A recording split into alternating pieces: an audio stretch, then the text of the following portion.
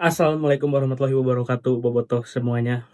Kembali lagi di Pomo Bola, dan yang pasti, sudah pasti sekarang orang mau ngebahas after match tadi ya, Solo versus Persib. Dan yang udah pasti dimenangkan oleh Persib Bandung dengan skor tipis aja 1-0. Sebelum lebih jauh, eh, orang mau curhat dulu lah dikit. Kemarin tuh baru bikin video lagi gitu. Karena kemarin tuh tadinya mau bikin yang after match biak. Cuman ada kesibukan lah, yang kepentingan yang tidak bisa diganggu. Terus tadinya mau bikin konten ini Kur Jawa kan, ke Persib gitu sama Dion. Cuman mikirnya takut ada pemain baru lagi, jadi biar sekalian aja ntar pas penutupan bursa transfer dia nanti kemungkinan orang mau bikin juga buat pemain baru di putaran 2 ya. Dan sekarang kita akan membahas match tadi sore yang tidak disiarkan di Indosiar, Persib Bandung versus Solo, dan dimenangkan oleh Persib Bandung dan skor 1-0. Gol yang Andri Jung di menit 39 membawa Persib kembali ke puncak ya guys. Sebelum kita bahas pertandingan, kita bahas starting line up terlebih dahulu. Pojan menurunkan formasi yang seperti biasa nih. Belakang kiper Teja, terus backnya kanan Kakang karena regulasi, kiri Renders, dan duet center back di tengah yang sangat solid di match tadi, Barba dan Matrikardi guys. Trio lini tengah kembali di Putros, Adam, Alis, dan Tom Hay. Karena makhluk cedera dan kemungkinan kalau statement Bojan sih cederanya nggak akan lama.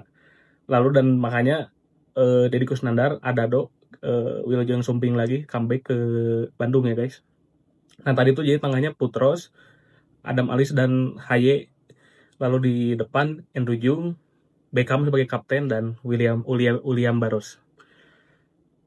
Sebenarnya kalau babak pertama tuh bisa dibilang udah bagus gitu. Persib tuh menguasai pertandingan, kaki ke kakinya main, peluangnya ada, dan terciptalah gol di menit ke 39, dan itu open play dari set play yang keren banget.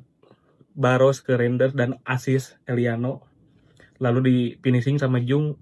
Dan tapi Jung tuh pas gol tuh agak nunggu dulu dia karena takut offside kan, tapi ternyata alhamdulillah nggak offside. Dan itu ramai juga tuh di sosmed ya, ada yang bilang offside lah, ada yang bilang enggak, tapi udah dikonfirmasi dan emang nggak offside gitu. Bisa dicek juga replaynya sama kalian gitu, emang itu sah sebagai gol.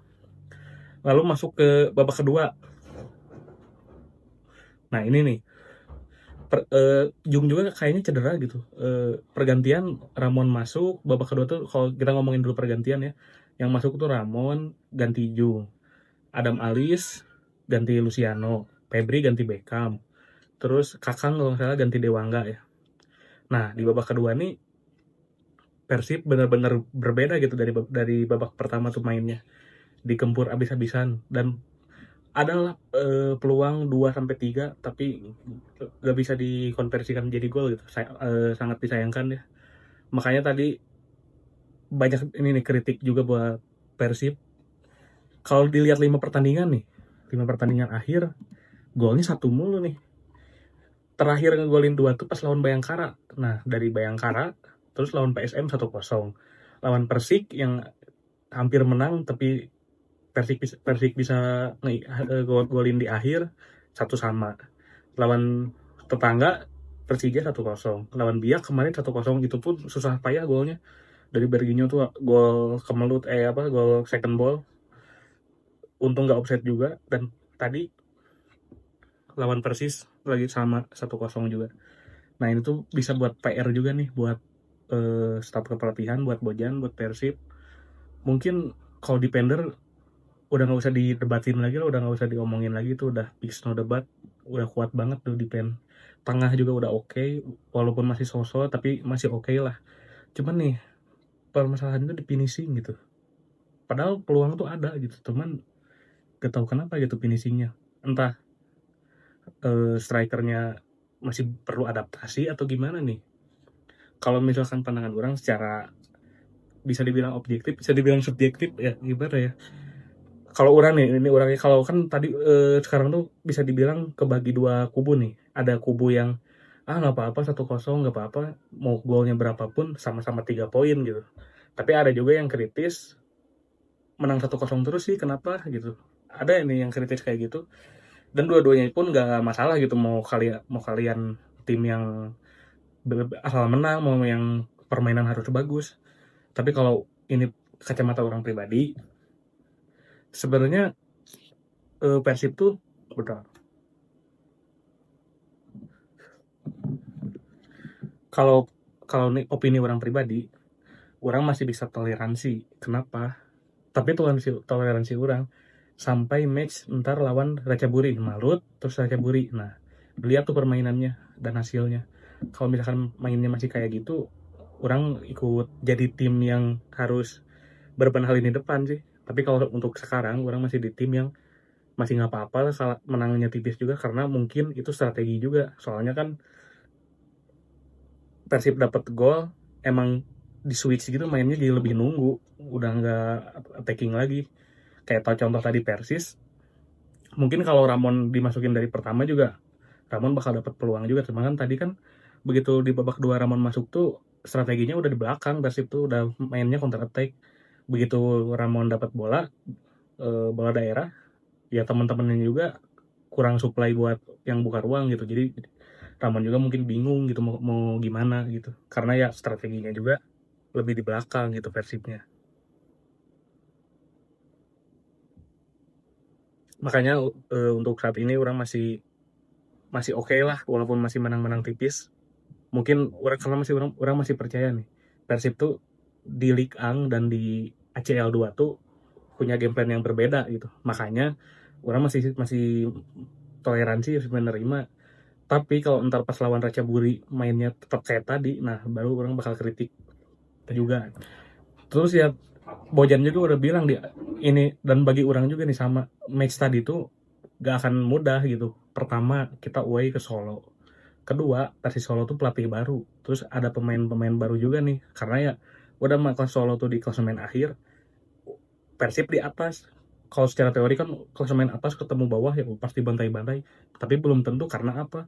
Pertama, ini putaran kedua baru mulai. Pemain Persis ada yang baru, strategi baru, pelatih baru, dan mereka pun pingin menang gitu, gak mau ada di zona degradasi. Dan makanya Persib susah karena ketemu tim yang motivasinya pingin menang gitu, pingin keluar dari zona merah. Makanya game udah diprediksi game lawan Solo tuh nggak mungkin gampang gitu. Walaupun ternyata di babak pertama, balik throwback dikit ke babak pertama, mulus, plan permainan bagus, kaki ke kakinya, build upnya, peluangnya ada dan dapat gol juga. Cuman ya mungkin di babak kedua ya Persis juga nggak mungkin dia main kayak babak pertama terus lah, pasti mau keluar nyerang karena mereka butuh poin, apalagi main di kandang dan butuh pingin keluar dari zona degradasi. Makanya Persib lebih nunggu karena away juga kan. Dan untung alhamdulillahnya, sebenarnya agak trust isu gitu, takut kayak Persib waktu kemarin jadi 1-1, tapi untungnya masih backing solid Barba, walaupun masih buat banget tapi main edan. Mungkin di pembahasan match tadi cukup sekian, cukup lah ya, nggak ada lagi yang perlu dibahas, mungkin bagi orang cukup. Dan next matchnya Persib bakal ketemu Malut United di hari Jumat tanggal 6 Februari jam di GBLA ya. Semoga bisa balas dendam atas match putaran pertama yang kalah menyakitkan tuh 2-0 dan gol dari mantan. Semoga, prediksi orang, Persib bisa menang lah ntar di kandang. Dan semoga permainannya berbenah karena Bojan juga tadi di press conference udah bilang kita lini belakang udah solid, udah bagus, lini tengah lumayan, lini depan PR-nya adalah finishing. Bojan juga udah mengakui itu ya. Jadi santai aja Bobotoh, karena bukan kita doang nih yang menyadari itu. Coach Bojan juga udah tahu nih PR-nya Persib di mana.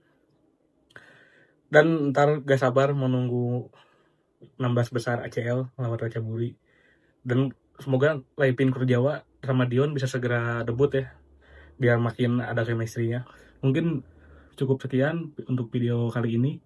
Jangan lupa terus dukung channel ini dengan cara like, comment, and subscribe.